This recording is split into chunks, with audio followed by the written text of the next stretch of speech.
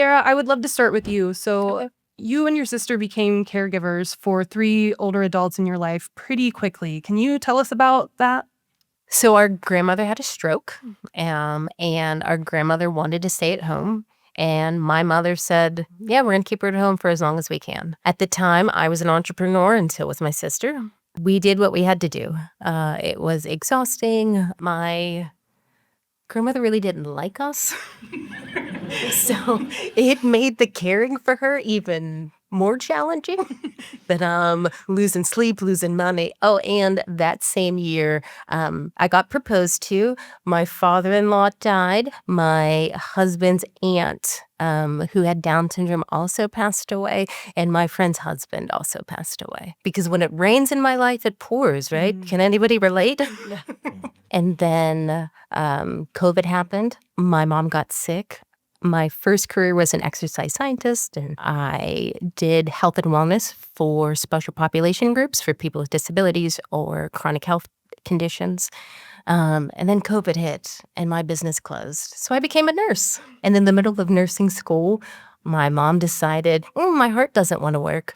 And she spent 6 months in the ICU and unfortunately ended up passing away. But while she was there, I was still a nursing student. So I'd go in my little nursing student scrubs, and the doctors would be like, oh my gosh, these nurses are so amazing. And I'm like, no, this is my mom. I'm just not a weirdo nurse holding this lady's hand. And during that time is when we found out. So my dad already had the diagnosis of Alzheimer's, and COVID kicked his Alzheimer's into another gear. So we would be at AGH. So the ICUs close a lot. When the ICUs close, you just get kicked out and shuffled around. So we're in the cafeteria, and we're like, we need to find a doctor. We need to help our dad. And we found an amazing doctor, thank goodness.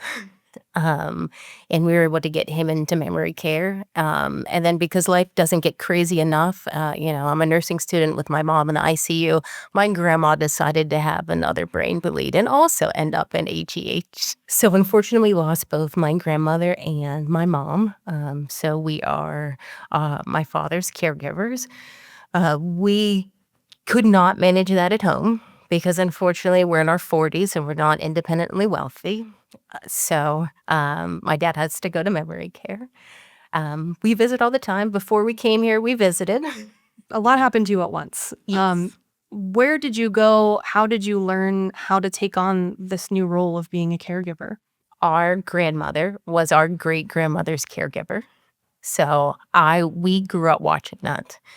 Our mother was a giver. My mom would say all the time, be a blessing. Always be a blessing, be a blessing. So in this, we're like, all right, we have to be a blessing. Even though I'm tired and I'm exhausted and I don't want to do it, and I probably should be studying, we still have to do it. So seeing examples in my community and then reaching out.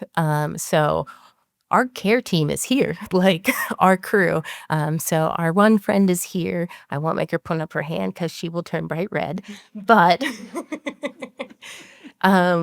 when my dad was still at home and my sister and I would be in the hospital or I would be in class, she would make sure my dad would eat. She would bring him food. She would check on him. And even as he has transitioned to different facilities, she still goes and visits him. Her and her children still go and spend time with him. Recently, my dad was in the hospital, and my sister has MS, and I have bipolar because, of course, that is life. So my sister needed her meds. We're in the hospital. When you have a person with dementia or Alzheimer's in the hospital, you have to be there for them because delirium can come. So our other friend went and got my sister's meds for her. So having a tribe and a crew is what has kept us sane. Having people that we don't even have to ask, will bring us food, will bring our dad food, will visit. I used to have a really stressful job, like really stressful, as in I left my job one day via ambulance because they thought I was having a heart attack. And the paramedic was just feeding me meds like I was a baby bird because I'm like, my heart. And in those periods, our friends still support our dad. Hey, how's Mr. Lloyd? How's he doing? because it takes a tribe and a community.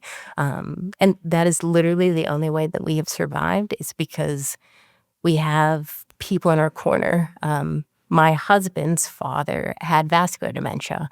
So my husband, my mother-in-law, they know, and I don't have to say anything. They'll just be like, yep, that was rough. That was hard. We understand. Oh, we're going to do this for you. So we are very blessed. We are a family that prays, and we are very blessed. At what point in all of this chaos did you decide, hey, I think we should make a podcast? I think we're in the ICU at AGH.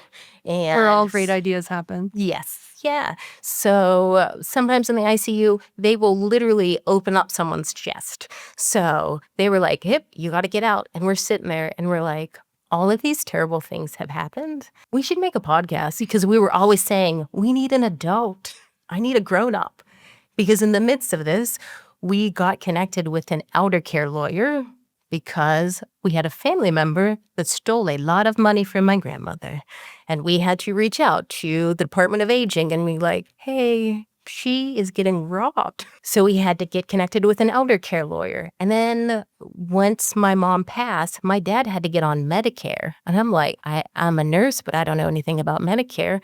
So we got connected with a professor at Duquesne who walked us through it. And I'm like, we couldn't have done any of this on our own. And there has to be other people out there that need these resources. And to heal ourselves, we have to share. Like, we have to get this out there, because I'm sure there's other people that are out there and that are struggling, and they don't have to struggle, because, hey, look, here's some resources. So caring for someone in cognitive decline comes with some pretty specific pain points. We've talked about times where your dad doesn't recognize you. In those harder moments, what do you do to take care of yourself and to keep on going when those tough moments come? I have a dark sense of humor, so I just laugh. So today I got my makeup done at Sephora. Very nice. And the lady was like, what are you doing after this? And I'm like, oh, I'm going to visit my dad. And she's like, oh, he might not recognize you with this new makeup. And I said, girl, he never recognizes me. So we try to make a joke out of it, or I'll call my sister and I'll say, guess what your dad did? And we make a podcast. And we're like, let's tell you about all these sad moments that happened in my life, and let's laugh about it. Yeah. I think humor is a good tool.